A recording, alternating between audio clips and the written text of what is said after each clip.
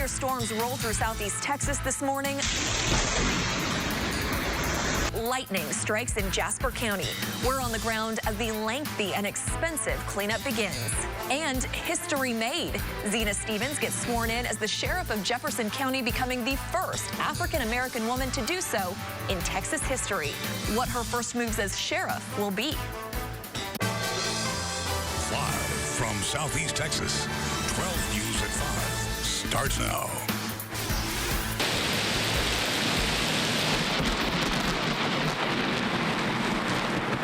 A rude awakening for some of you on this Monday as storms brought rolling thunder and flashes of lightning across southeast Texas. Violent winds and heavy rain helped knock down trees and toss furniture around as well. Thanks for watching 12 News. I'm Brandy Smith. Erica has the night off. We have team coverage of the storms tonight, beginning with 12 News reporter Ryan Henson. He's live in Jasper. Ryan, the weather caused quite a mess up there. Yes, and Brandy, after those storms blew over, since about midday, neighbors have been out in full force in the neighborhood, just picking up everything from limbs to small tree limbs to actual trees. In fact, just behind me, just a couple minutes ago before the show started, it's back to the way it was just a couple of days ago. Live in Jasper, Ryan Henson, 12 News. Well, a lot of you grabbed your phone or camera to document the storm as it rolled through. Here are a couple of your posts. These pictures come from Kennedy in Brookland. They show the trees the wind knocked over. Gusts also busted the fence out front. Kennedy also sent us some video of wind tossing around her patio furniture. Now, Larry sent us this picture of the clouds compared to radar. Let's be real, neither of those is something you want to see first thing Monday morning. And we had to share this video one more time. There it is. It comes from Tamara in Jasper County. Just wait for it.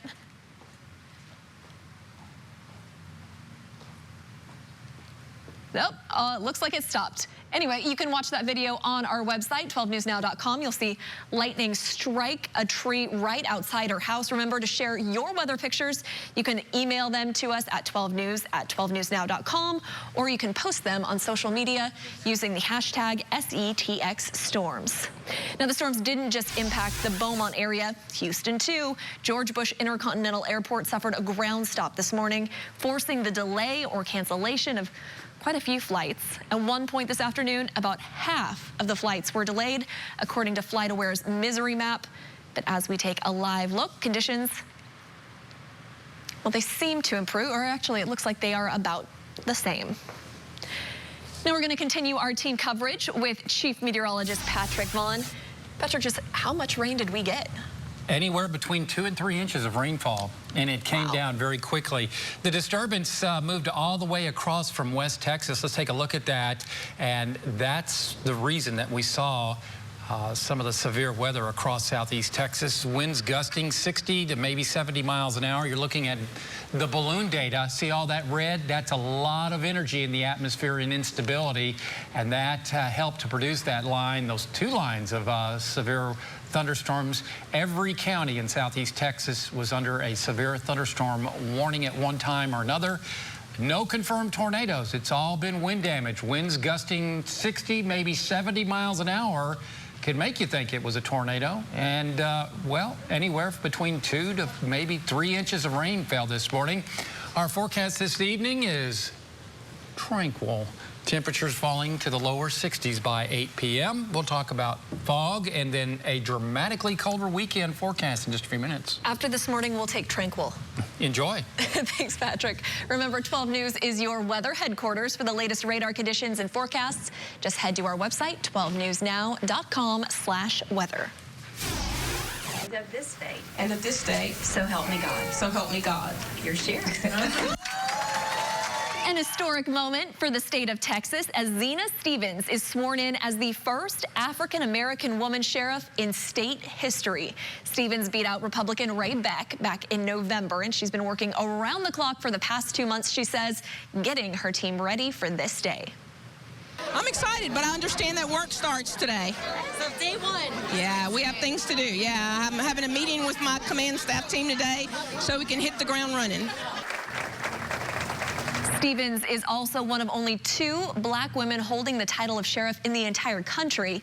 The other is Vanessa Crawford, who served Petersburg, Virginia since 2005. Now be sure to stay with 12 News on 12 News tonight on K-JAC as we dig deeper into the story behind Stevens' election. That's tonight at 6:30 on K-JAC, your NBC. Texas is one of just 4 states that doesn't ban texting and driving. That'll change if a state representative and state senator get their way. Now the state does limit where you can text and drive. You can't do it in school zones or if you're a school bus driver or younger than 18. More than 90 cities passed ordinances banning texting and driving, but a local DPS spokeswoman says she hopes lawmakers make it a statewide mandate. There are cities and city ordinances that where texting and driving is illegal. And I think that's important to know. And I think people need to be mindful of that as you travel throughout the state. Those crashes that are related to distracted driving can be prevented. And it's as simple as that, simple as putting that phone away. The bill is one of many that will be considered when the upcoming legislative session begins on January 10th. All right, it is day 2 of the new year. How are those resolutions holding up? One of the most popular promises we make ourselves is to eat healthier or maybe work out more. 12 News reporter Jackie Massey stopped by a local gym this afternoon. Jackie, I bet there was a pretty good crowd out there. Brandy, it was a pretty steady crowd this afternoon and several gym members live in the studio. Jackie Massey, 12 News. All right, don't want to hit the gym? You can get fit at home, and it turns out you might be able to scoop up some sweet discounts on new workout equipment. Consumer Report says treadmills, ellipticals, and digital scales all go on sale in January. Well, it looks like we could see some patchy fog in the morning. Don't think it'll be real thick, but something to contend with on your drive to work or school, I believe, tomorrow. We'll talk more about a colder weekend forecast just ahead. Check for this song, so we'll just say it went another one. All right, just relax to the left. All right, next, sabotage or just a really bad performance. The latest on the battle between pop star Mariah Carey and ABC.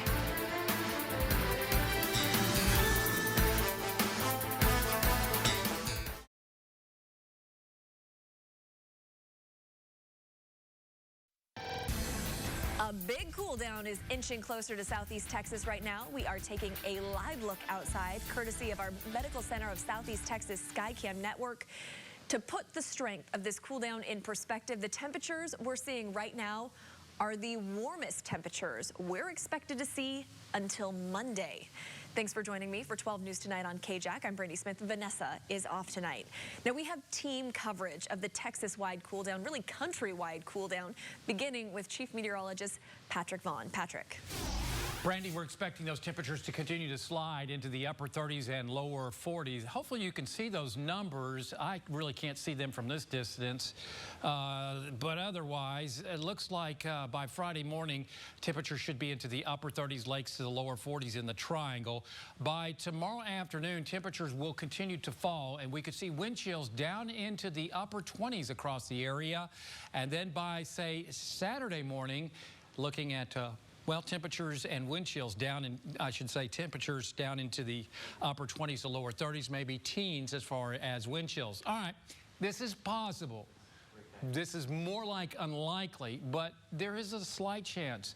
Just want to fill you in that we may see a little bit of sleet, kind of like what we saw last week. Those little BBs of ice falling from the sky. I think it's a little chance of this happening, but it all depends on when the precipitation moves out. It's about timing. Which model is doing and is going to be right is the question. So don't be surprised if we get a little sleet up towards northern sections of our area. Just a cold rain expected here in the triangle. And we're not expecting any travel problems. No icing or anything like that, because temperatures are going to be above freezing. That's not going to be the case Saturday morning. And Saturday morning, there's the wind chills in the teens across the area. So I'm expecting mid-20s, maybe 24, 25, 26 up in the lakes area towards Jasper, Danby, 190. In Beaumont, maybe 27. 27 in Orange, maybe about 28, 29 in Port Arthur. So you're looking at about 6 to 9 hours of freezing temperatures coming up in the triangle, more like 8, possibly 10 to 12 hours up towards the lakes area. So it's going to be a hard freeze up that way. So you want to take care of plants and pets. Usually with 24, 25, we're okay. But if your house is up on stilts, up towards northern sections of our viewing area, especially northern Tyler, northern Jasper, northern Newton counties, may want to think about dripping your faucets or at least shutting off your water. We'll talk much more about what we can expect over the next 24 hours in just a few minutes. Thank you, Patrick. Texas, far from the only place across the country experiencing this cold blast. We continue our coverage with a look at weather conditions all across the U.S. Snow is already causing some major travel headaches. Reporter Vida Urbonis is outside Denver International Airport to show us what kind of headaches they're experiencing there. Vida? Hi, everybody. I'm Vida Urbonis. We are outside of Denver International Airport, where more than 140 flights have been canceled today alone due to this snowy and icy weather out here. 100 flights were canceled yesterday. I'm going to step out of the way and give you an idea of just what we're dealing with. You can see the roads are super, super slick. The cars are going very, very slow. You know, the plows have really been out, but because it is so bitter cold, it is hard for them to keep up and even get down to the pavement out there. I will let you know, just driving across the metro area today, we have seen accidents along the side of the roadways. In Denver, Vida Urbonis, 9 News. I'm Ben Powell reporting in Greensboro, North Carolina, where forecasters are calling for anywhere from 1 to 6 inches of snow here in the Triad. That means we're in full-on preparation mode. City crews have been out spreading brine on the major roads and bridges. Grocery stores have been packed with people buying bread and milk and other supplies, and some people are using the snow to their advantage. Cole Bowen and his family set up a booth to sell sleds in Burlington. Stay tuned for our continuing coverage of the winter weather storm. For now, I'm Ben Powell reporting in Greensboro for TechNet. News 8 meteorologist Kyle Roberts here in DFW. We are expecting some wintry weather across North Texas. Snow showers up near the Red River. Flurries for Dallas-Fort Worth. Not expecting any big issues in the Dallas-Fort Worth area, but could have some travel problems with accumulation of mainly less than an inch in our northern areas up near the Red River. Flu season is something we start talking about when temperatures dip like this, but Beaumont Public Health reports fewer cases this year. 12 News reporter Troy Kless explains. Okay, and I guess how long have you... For Michael Relford, it's all about being safe, not sorry, when it comes to his health. He prepared for this flu season and got the vaccine last month. He says that's better than the other option, spending days on the mend when work needs to be done. Like I said, I don't like to get sick too often. I'm doing my job and I'm going to school, so I'm trying to prevent getting sick so that I can be healthy during this flu season. Flu season can vary from year to year, but right now, Beaumont Public Health says cases are going down. Even so, doctors encourage you to take that simple but critical step in beating any bug this winter. You know, many people say I've never had one. That's probably a mistake. The flu shot does not cause flu. There may be some very minor post-inoculation symptoms, but it will not cause flu. So you should get the flu shot. There's no reason you should not get a flu shot. No reason not to, and Relford offers up these reasons to do it. Very easy. It's not hard, it doesn't cost much, and it's very simple. As long as you're not scared of needles, you know. And the CDC recommends anyone 6 months or older get a flu shot once a year. Troy Kless, 12 News. As we prepare for this cold blast, some advice about keeping safe. Wear layers of clothing, especially this weekend. Also, check on your neighbors. Make sure they have heat, especially if they're elderly. Don't forget your furry friends. Bring pets indoors or make sure they have shelter and unfrozen water. And protect your pipes. One way you can do this is by opening your cabinet doors to allow warm air to circulate around the plumbing, or you can leave your faucet dripping a little bit. Remember, 12 News is your weather headquarters. You can always get the latest forecast, radar, and sky cams online at 12newsnow.com, as well as on our free 12 News Now app.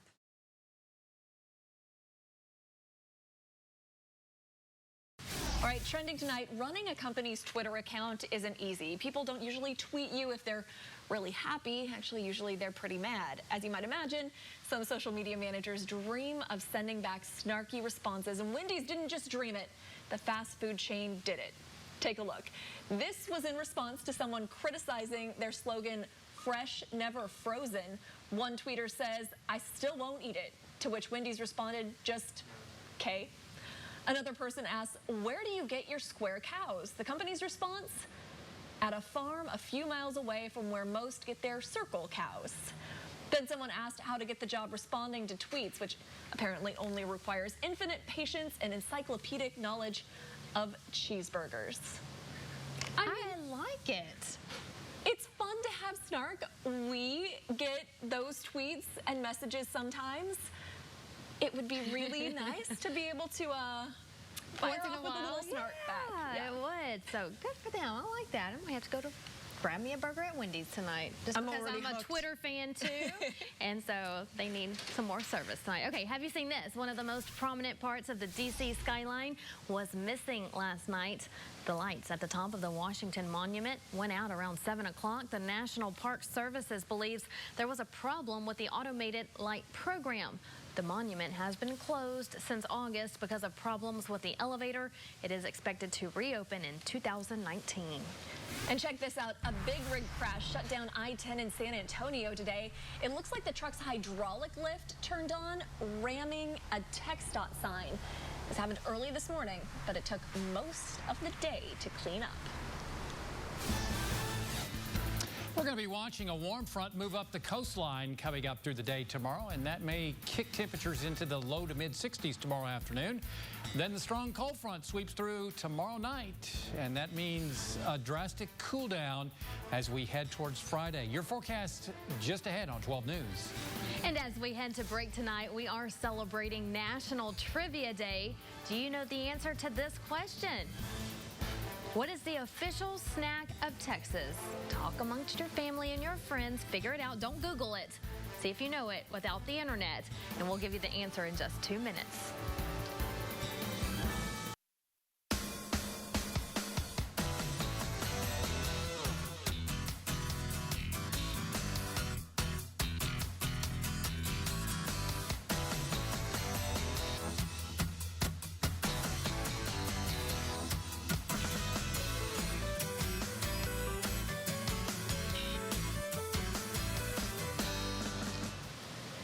It's really obvious, but I didn't think of it immediately. I didn't either. I wouldn't have thought of that. But I eat it just about every single day. Exactly. We had a lot of people on our Facebook Live feed who knew the answer right away. Almost every single person who guessed got it right. Yeah. Well, I would have thought trail mix or something like that. But it makes complete sense. I don't know why I didn't think of it. Now I'm craving some.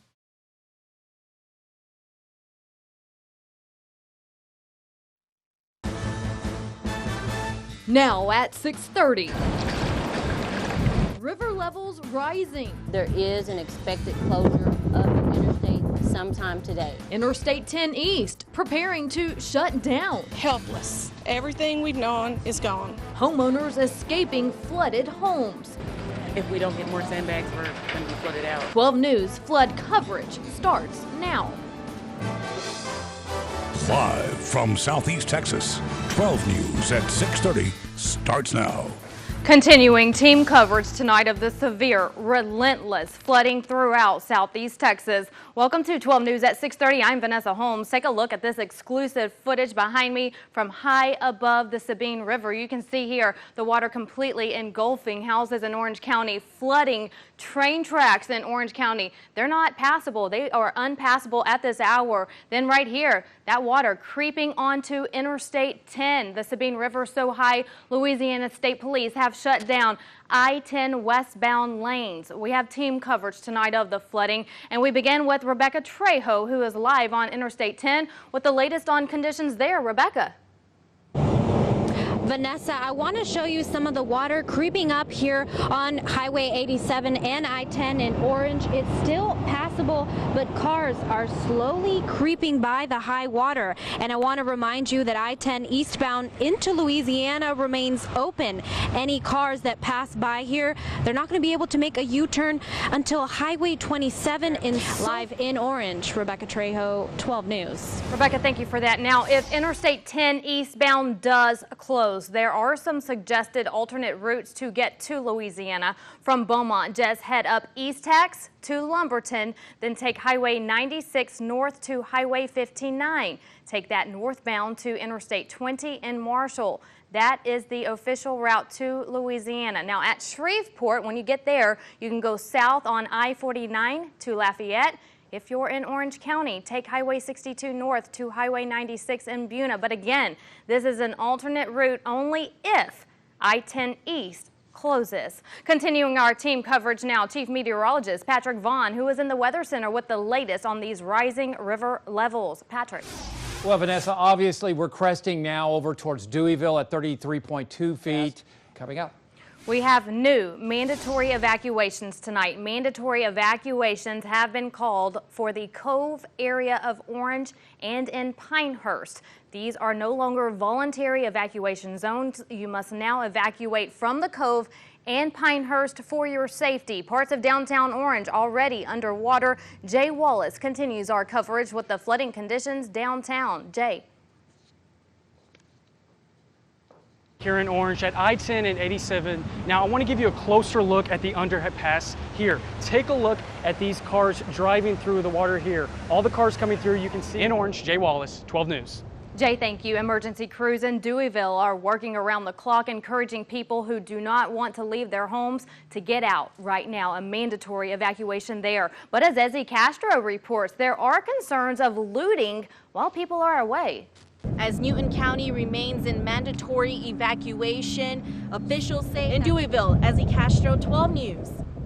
More than 500 homes have been impacted by the floodwaters in Newton County, and it's not just the homes staying in Newton County. The water is also engulfing cars, buildings, even power plants. Ryan Henson continues our team coverage tonight. He introduces us to a woman who says the floodwaters first took her home and now her classroom. Ryan. When longtime teacher Lois Shoemake looks at the Ryan Henson, 12 News. Neighbors helping neighbors in Orange County. People with the hearts the size of Texas chipping in to help homeowners in the flood's path. Our flood coverage continues after this break.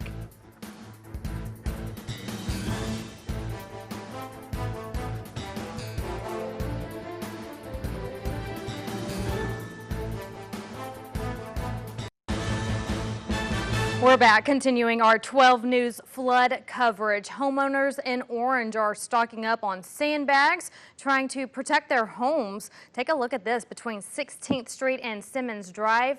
As of now, cars and trucks can get through, but the water is rising. And a few blocks away, 2nd Street between Decatur, already rising into yards. The water is coming in, and I feel like if we don't get more sandbags, we're going to be flooded out. Because the water is getting pretty high, and you know, they say the alligators and water moccasins are coming over, so yeah, we're going to get out. If you are in need of sandbags, you can see a list of sandbag locations on our website. Just click on 12newsnow.com. Patrick. All right, a little bit of everything in that forecast. But as you can see, your clicker worked. Yes, it did. But look at the sun right there. Lots of sun coming up and dry weather coming up Sunday, Monday, and Tuesday. Very good. I like how you did that. You're very talented. And on most days, you can hold on to this very well. It just. Butterfingers. It's okay. You're a busy man. Yes. You've been busy today. Thanks, Patrick. Don't go away. We're answering your questions when it comes to flood insurance. We talk to insurance agent Aaron Johnson when we come back.